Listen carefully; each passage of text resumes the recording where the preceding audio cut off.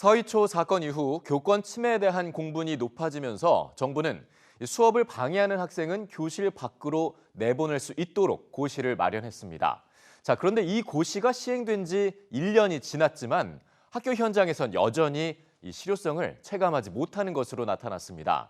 실제 저희 취재진이 전국교육청 분리지도 현황을 입수해서 살펴봤더니 문제 학생을 분리할 수 있다면서도 인력이나 인프라는 뒤따르지 않아서 선생님들이 큰 부담을 느끼고 있었습니다. 진태희 기자가 단독으로 보도합니다. 수업 시간 중 크게 소리를 지르고 떼를 쓰는 아이. 한 학기에만 10번 넘게 벌어진 일입니다. 달래거나 못 본 척도 해봤지만 결국 교실 밖으로 분리할 수밖에 없었습니다. 교실에서 최대한 하다가 안 될 경우에 이제 최후의 수단으로 쓰는 게 그거거든요. 예. 근데 그럼에도 불구하고 굉장히 좀 빈도가 적지는 않을 만큼 좀 자주 일어났다. EBS 취재진이 강경숙 조국혁신당 의원실에 요청해 교육부로부터 받은 자료를 보면 올해 1학기 동안 전국 학교에서 문제 행동 등을 이유로 학생을 교실 밖에 분리한 사례는 모두 15,000여 건입니다. 같은 학생이 하루에 2번 분리됐다면 2건으로 보는 중복 집계 방식에 따른 수치입니다.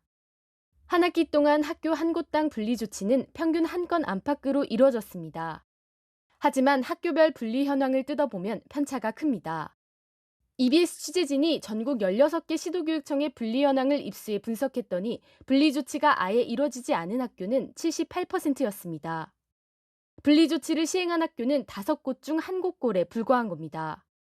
부산의 경우 한 학기 동안 가장 많게는 185명을 분리 조치한 학교가 있는 반면 분리 조치를 한 번도 하지 않은 학교는 450여 곳이나 됐습니다. 서울은 전체 학교 가운데 71%인 930여 곳이 분리 조치를 하지 않았는데 가장 많이 한 학교는 135명을 분리했습니다. 분리 조치 근거가 마련됐지만 그마저도 천차만별로 실제 체감도는 낮은 겁니다.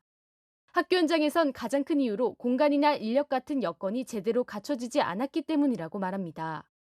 한 교원단체의 설문조사 결과에 따르면 학생 분리 경험이 없는 이유로 가장 많은 교사가 별도 분리 공간과 인력이 마땅치 않아서라고 답했습니다. 실제 분석 결과 전체 학교 10곳 가운데 9곳꼴로 교사나 관리자 등 학교 내부 인력이 분리 지도를 맡고 있었습니다. 자원봉사자 같은 외부 인력을 활용하는 곳은 10%뿐입니다. 수업이 없는 사람들이 이제 돌아가면서 들어간단 말이죠. 수업 교사가 아닌 보건, 상담 이런 교사가 맡거나 아니면 교감이 맡거나 교장이 맡거나 이런 경우가 있는데 그 사람들도 다 자기 업무나 그 시간에 해야 될 일이 있는 건데 적절한 사실은 교육하는 사람이 아닌데 들어가 있는 경우인 거죠. 전체 학교 중 60%는 이러한 여건을 갖추기 위한 별도의 예산조차 편성하지 않았습니다. 교육부는 지난해 생활지도고시를 시행하면서 시도교육청이 예산을 편성하도록 협의하고 필요하다면 특별교부금을 지원하겠다고 약속했습니다. 하지만 고시를 시행한 지 1년이 지난 지금까지도 분리지도만을 위한 특별교부금 예산은 편성하지 않았습니다. 교육부는 제도 시행 초기인 만큼 안착할 시간이 필요하다는 입장입니다. 교육부 관계자는 예산 편성을 위해 시도교육청과 협력하고 있고 분리지도비를 신설한 교육청이 현재 5곳인 만큼 앞으로 더 확대하기 위해 노력하겠다고 설명했습니다. EBS 뉴스 진태입니다.